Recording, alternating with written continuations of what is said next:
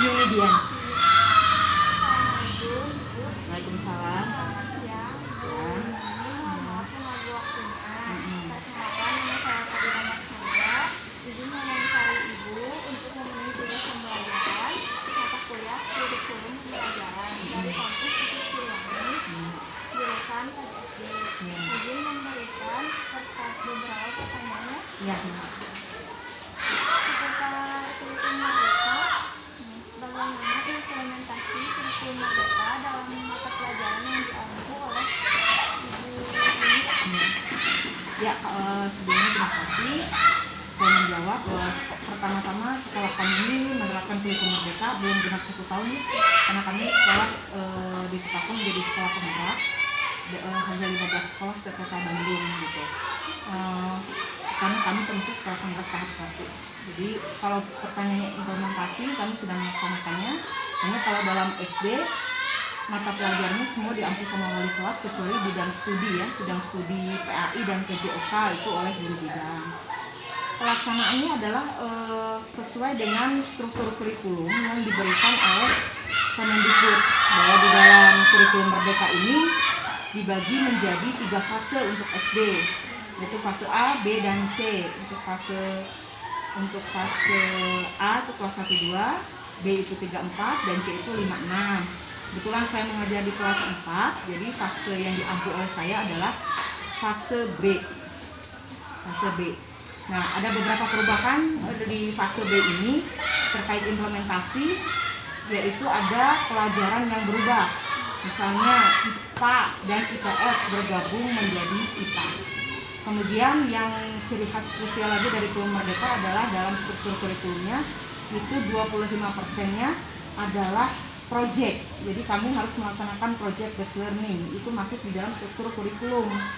Nah, jadi di dalam kurikulum merdeka ini ada intrakurikuler yang itu pelajaran reguler wajib, kemudian kokurikuler yaitu project, dan ekstrakurikuler.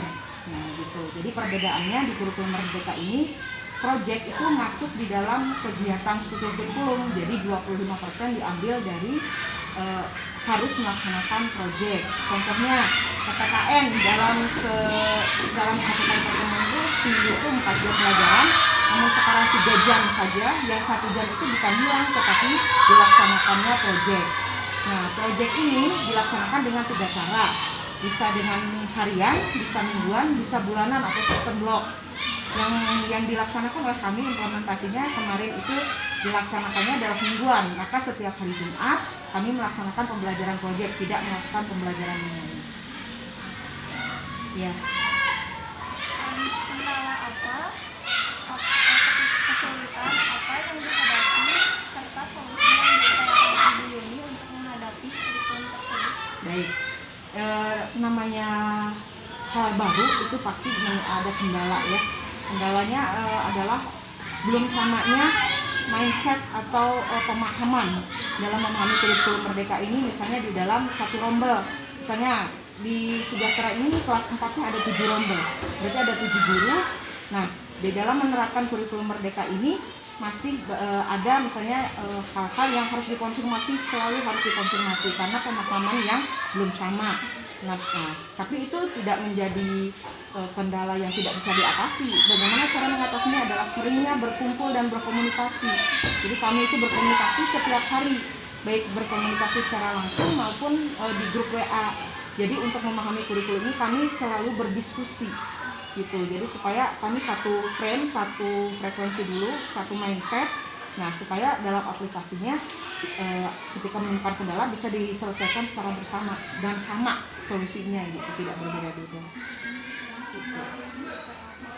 WA ketemu langsung, KKG lah ya, KKG rombel kayak gitu.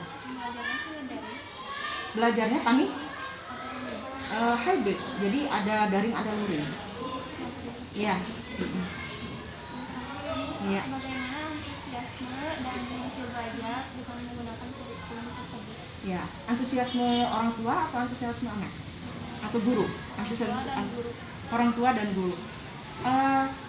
Alhamdulillah di sini antusiasmenya baik ya dalam menyambut kurikulum merdeka ini, walaupun perubahan itu kadang awalnya membingungkan gitu, tetapi dengan sosialisasi kepada orang tua itu, kalau karena kemarin masa COVID itu sosialisasi selalu dilakukan secara online ya, secara daring, karena kan tidak mungkin mendatangkan orang tua ke sekolah gitu ya secara jumlah yang banyak.